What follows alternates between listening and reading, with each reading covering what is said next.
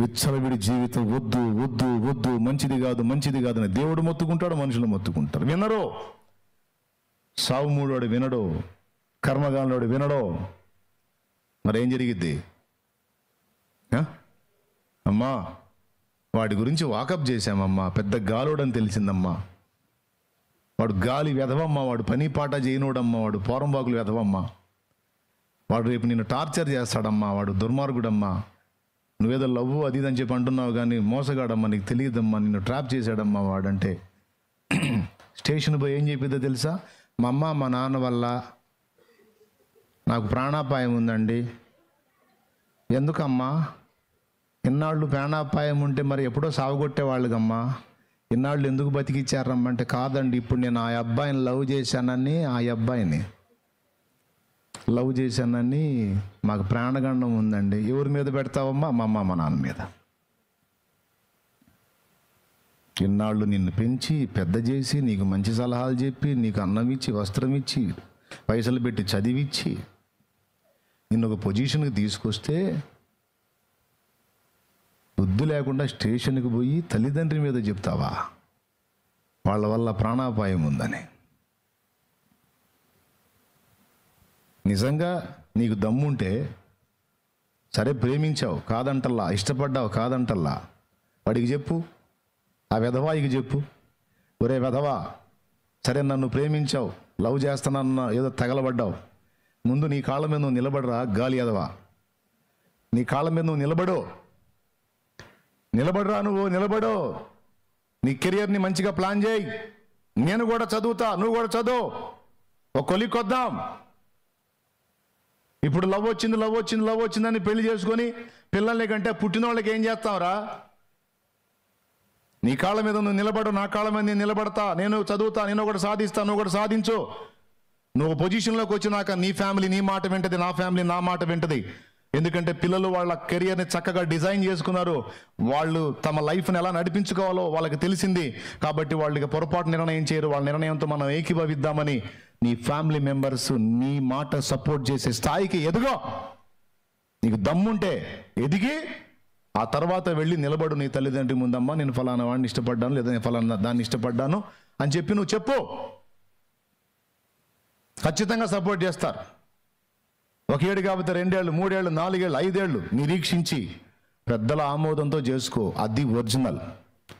అంతేగాని నీకు నాకు ఆవేశం వచ్చింది, ఏది మీ ఇంటి ఒప్పుకోవట్లేదా మా ఇంటి ఒప్పుకోవట్లేదా, నీకు మొన్న నేగ 18 నిండింది, నాకు మొన్న నేగ 21 నిండింది, ఇంకా మనం మేజర్లం, మనం లేచిపోదాం, వాళ్ళే సచ్చినట్టు పెళ్లి చేస్తారు అంటే అనకూడదు. నేను ఇక దేవునికి స్తోత్రం.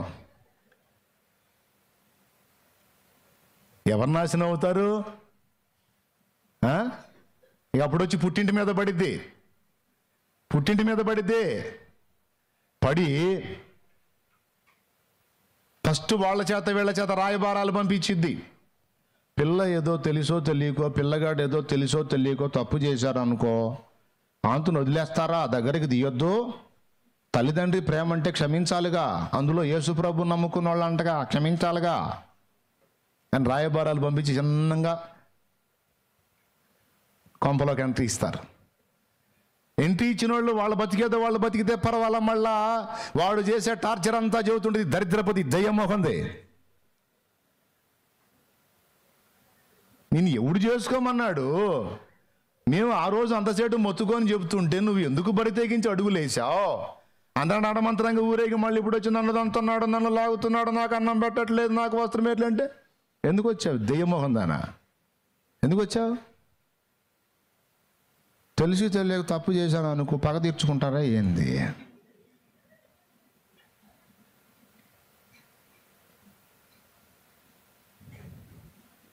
నేను చెప్పే స్టోరీ 1 ఇల్లు 2 ఇల్లు 100 ఇల్లు 1000 ఇల్లు కాదబ్బాయి, లక్షల కుటుంబాల గొడవ ఇది. అప్పుడు తండ్రి అంటాడు, నేను చెప్తానే ఉన్నాగా, సరే వాడు అంత పోటుగాడైతే వాడు ఏదో వాడిని నిలబెట్టుకొని వాడి లైఫ్ ఏదో వాడిని సెటిల్ అవునాయి, ఆ తర్వాత చూద్దాం అన్నాగా. ఆగావే నువ్వు? ఆగావా? లవ్వు లవ్వు కొవ్వు కొవ్వు అనుకుంటా పరిగెత్తావు, సావు అని ఏనంటే వాళ్ళ అమ్మంటది, పిల్లేదో చెయ్యక ఒక్క పొరపాటు చేసింది అనుకో, అంతన కడుపులో పెట్టుకుని అంత సాధిస్తావా అని ఇక ఏముంటుంది కదా ఛార్జింగ్ డౌన్ చేయడానికి.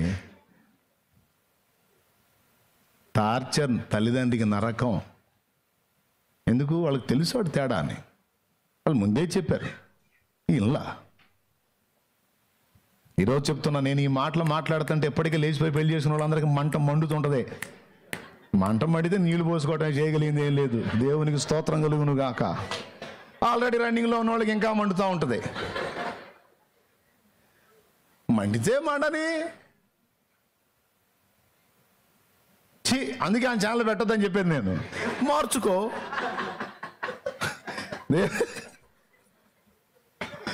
మార్చుకో, దేబ్రహ్మహందాన మార్చుకో. ధ్యానం చేసేది ఎవరికి? రేపు నీకే. మార్చుకోరా దేబ్రహ్మహోడా, రేపు నీకైద్ది. వాళ్ళ కళ్ళు పోయిన అర్థం కావట్లేదు. అరే ఎందుకు ఈ గతి పట్టింది మనకేనా ఆలోచించొద్దు. తడవలాడుతున్నారు, విసిగిందాక, విసుగొచ్చిందాక తడవలాడి ఎంతకీ కనుగొనలేకపోయారట. ఎవడు తడివినా ఒకటి ముఖం ఒకటికి తగులుతుంది. ఎవడురా పద్దాకలు నువ్వే తగులుతున్నావు ఏంద్రా? నేను గారు నాకు నువ్వు తగులుతున్నావురా. సరే వాకిలి ఎక్కడ ఉంది అంటాడు. ఇంతసేపు కళ్ళు వాకిలి వాకిలి వాకిలి వాకిలి. ఎంత తడవులాడి కూడా అది కనుగొనలేక విసిగిరి. చివరికి ఏ స్థితికి వచ్చారో తెలుసా? కొట్టుకుంటున్నారు వాళ్ళే. విసిగి వచ్చినప్పుడు ఏం జరిగిద్ది? కొట్లాటే జరిగిద్ది. భర్త శోధించి చివరికి విసుగొచ్చిన భార్య ఏం చేసిద్ది? అప్పటిదాకా 1-2 దెబ్బలు తిన్నది. విసుగొచ్చింది అనుకో, ఆల్రెడీ బట్టలు ఉతికి అంట్లు తోమి ఒక రేంజ్లో ఉంటుందిగా ఫిజికల్గా. తీసి 4 గుద్దిందంటే డొక్కలో పెట్టి ఇక మళ్ళా ఆమె గొంతులో నీళ్లు పోసిందాక వీళ్ళు లేవడు. మళ్ళీ సస్తే కేసు అయితే ఎందుకు వచ్చిన గొడవ. ఊడ్చి కూర్చొని లేచి మామూలుగా ఉండదు. ఫిజికల్గా స్ట్రెంత్ ఎక్కువ ఉంటుంది. ఏదో మహాత్తలు ఓర్చుకొని సరేపో ఏడ్చవలేపో అని అట్లా వదిలిపెడితే బతికిపోతున్నారు. కానీ లేకపోతేనా తీసి ఒక్కటి గుద్దిందంటే ముక్కు మీద మళ్ళీ అరగంట సేపు ఆకుండా గారిది బ్లడ్. దేవునికి స్తోత్రం, హల్లెలూయా. ఆమె భరిస్తుంది కాబట్టి ఇక్కడ సాగింపులు సాగుతున్నాయి.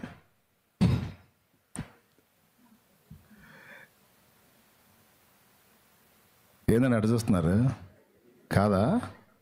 ఓర్చుకుంది కాబట్టి నడుస్తుంది. ఓర్పు కోల్పోతే విసుగు వస్తే కొట్లాటగా మారిద్ది. కొట్టుకు సచ్చారు కూడా, అయినా మార్పు చెందల.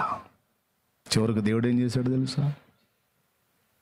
ఆఖరి అవకాశం కూడా అయిపోయిందిరా వీళ్ళకి అని వాళ్ళ మధ్య నుంచి లోతుని ఫ్యామిలీని బయటేసి ఆయన కూడా పట్టణ వెలుపలికి వచ్చి ఆకాశము నుండి అగ్నిని గంధకాలను కురిపించి ప్రాణాలతోనే మొత్తం సొదొమ గొమొర్రా రాళ్లను కూడా బూడిచ్చేశాడంట. మనుషులే కాదు, ఆ పట్టణపు రాళ్ళు సైతం బూడిదైపోయింది. గంధకాలు, కోపం. కానీ ఇలాంటి నాశనంలో భక్తుణ్ణి పోనీలా సేవ్ చేశాడు. ఎందుకు ఈ విషయం చెప్పాను నేను? బాలురు మొదలుకొని ముసలి వారి వరకు వయో తారతమ్యం కూడా లేకుండా విచ్చలవిడిగా జీవించినటువంటి పాపం ఈరోజు సమాజం మొత్తం చెడిపోయిన స్థితిలో నీ చుట్టూ ఉంది. ఆ చెడిపోయిన సమాజం మధ్యలో నీవు భక్తిని, నీతిమత్వాన్ని, క్రమాన్ని సాధన చేసి దేవుని మెప్పు పొందడానికి దేవుని వాక్యమే, దేవుని అందలి విశ్వాసమే మనకు ఆధారం. గట్టిగా దేవుని మహిమపరుద్దాం. హల్లెలూయా. నేను పచ్చిగా చెప్పా, కొంతమందికి నచ్చకపోవచ్చు, కానీ నేను చెప్పింది వాస్తవం. అన్న చెప్పేది వాస్తవేగా, తిట్టి చెప్పాడు కాకపోతే, కానీ వాస్తవేగా అన్న చెప్పింది, నిజమే కదా.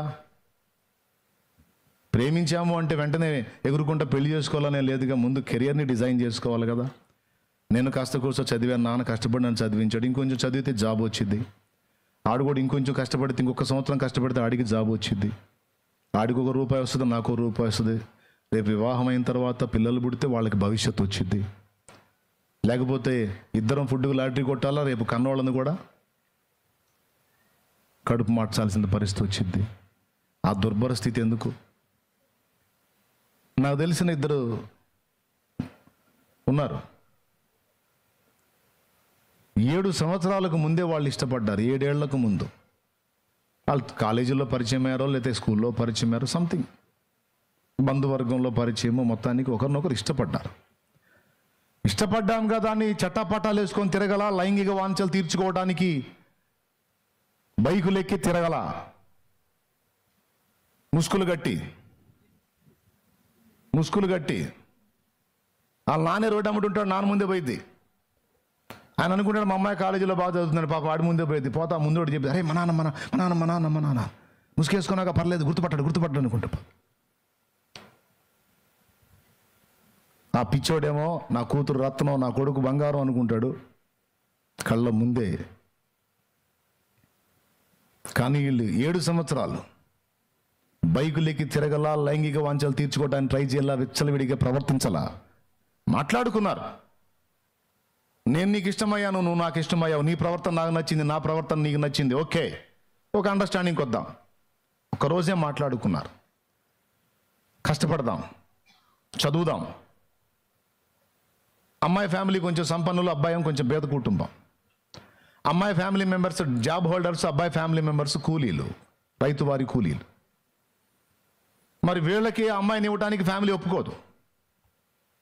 కాబట్టి అతను చెప్పాడు, నేను ఏదో కూడా సాధిస్తాను, గవర్నమెంట్ జాబ్, నువ్వు కూడా ఏదైనా సాధించు. నీ ఫ్యామిలీ నిన్ను రెస్పెక్ట్ చేయాలి, నా ఫ్యామిలీ నన్ను రెస్పెక్ట్ చేయాలి. 2 కుటుంబాలతో మాట్లాడదాం. మనం చెప్పే మాట వాళ్ళు వినాలంటే ముందు మనం సెటిల్ అవ్వాలి. దానికోసం మనం సిద్ధపడదామని ఇద్దరు చదివారు చక్కగా. వినండి, లైవ్లో వినండి, అందరూ వినండి, పిల్లలకి చెప్పండి. ఇష్టపడడం తప్పు కాదు. ఒక వ్యక్తి నా జీవిత భాగస్వామి, ఒక వ్యక్తి నా జీవిత భాగస్వామి ఒకవేళ మనసులో అపేక్షించడం తప్పు కాదు. యాకోబు ఆశించి రాహేలు కోసం 14 ఏళ్ళు కష్టం చేశాడు. ఆ గ్రంథంలో, బైబిల్ గ్రంథంలోనే ఉంది. కానీ తప్పటడుగు ఇలా తప్పులు చేయాల. ఒకే ఇంట్లో ఉన్న ఒక్కసారి కూడా రాహేలుని దురాలోచన చేయాల. ఓర్పుతో 14 ఏళ్ళు నిరీక్షించి చేసుకున్నాడు. ఆమెకు పుట్టినోళ్లే యోసేపు, బెన్యామీను. యోసేపు తల్లి రాహేలు 14 ఏళ్ళు నిరీక్షించి ఆమెను చేసుకున్నాడు. నేను చెప్పినటువంటి జంట ఇష్టపడ్డ తర్వాత 7 ఏళ్లకు అమ్మాయి కాలేజీ లెక్చరర్ అయింది. అబ్బాయి పోలీస్ డిపార్ట్మెంట్లో జాబ్ సంపాదించాడు. ఇద్దరికి గవర్నమెంట్ జాబ్స్ వచ్చినాయి. ఆ తర్వాత పెద్దవాళ్ళ దగ్గర దృష్టికి తీసుకెళ్ళారు. వాళ్ళకి అబ్బాయి జాబ్ వచ్చింది కదరా, మరి పెళ్లి సంబంధాలు అంటే లేదు నాన్న, ఒక అమ్మాయిని ఇష్టపడ్డాను, 7 ఏళ్ల క్రితమే నేను ఇష్టపడ్డాను, కాకపోతే నేనంటూ ఏదన్నా సెటిల్ అవ్వాలి కదా అని నేను ఆగాను. మరి 7 ఏళ్ల క్రితం ఇష్టపడితే ఇంతవరకు మాకు ఎందుకు చెప్పలేదు? చెబుదాం అనుకున్నాను, తొందర ఏముంది అని కెరియర్ మీద దృష్టి పెట్టాను, చదివాను, సాధించాను. మరి అమ్మాయి ఫ్యామిలీ బ్యాక్గ్రౌండ్, అమ్మాయి కూడా కాలేజీ లెక్చరర్ అయింది. అమ్మాయికి ఎంత శాలరీ వస్తుంది, నాకు ఎంత శాలరీ వస్తుంది, ఇప్పుడు మేము వివాహం చేసుకుంటే మా ఫ్యూచర్ బాగుంటుంది, పిల్లలు బాగుంటారు, కాబట్టి నేను ఇష్టపడుతున్నాను, మీకు కూడా ఇష్టమైతే ఒకసారి మీరు దర్శించండి అని ఫ్యామిలీకి చెప్పాడు. అమ్మాయి తల్లిదండ్రులు చూస్తున్నారు సంబంధం. అమ్మాయి చెప్పింది, 7 ఏళ్ల క్రితమే నేను ఒక వ్యక్తిని ఇష్టపడ్డాను, అయితే మీకు చెప్పలేదు. ఎందుకంటే నేను ఏదన్నా సాధించాలి, అతను కూడా ఏదన్నా సాధించాలి. ఏదో నన్ను ప్రేమిస్తున్నానని 4 మాటలు చెప్పి ఓ పోయిటరీ చెప్పగానే సరిపోయిందా? రేపు నన్ను చేసుకుంటే నన్ను బ్రతికించాలి కదా అన్న ఆలోచనతో నేను ఓపిక పట్టాను. ఈరోజు అతను పోలీస్ డిపార్ట్మెంట్లో జాబ్ సంపాదించాడు, నేను ఇట్లా అయ్యాను కదా. కాబట్టి మరి 7 ఏళ్ల క్రితమే ఇలాంటి ఆలోచన చేసి కూడా ముందు లైఫ్ మీద దృష్టి పెట్టి, కెరియర్ మీద దృష్టి పెట్టి మేము ఉన్నాం. ఒక తప్పటడుగు వేయలేదు, ఎక్కడ మీకు చెడ్డ సాక్ష్యం తేలేదు, బైకులు ఎక్కి ముసుగులు గట్టి తిరగలేదు, పిచ్చి వేషాలు వేయలేదు.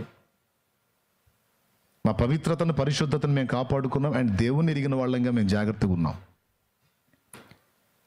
మరి ఇది సంగతి, మీకు ఇష్టమైతే చూడండి అంటే సంతోషంగా వచ్చి మాట్లాడుకొని నా దగ్గరకు వచ్చారు. నేను ఒక డేట్ ఇచ్చి దేవుని కృపతో సంతోషంగా పెళ్లి చేశా.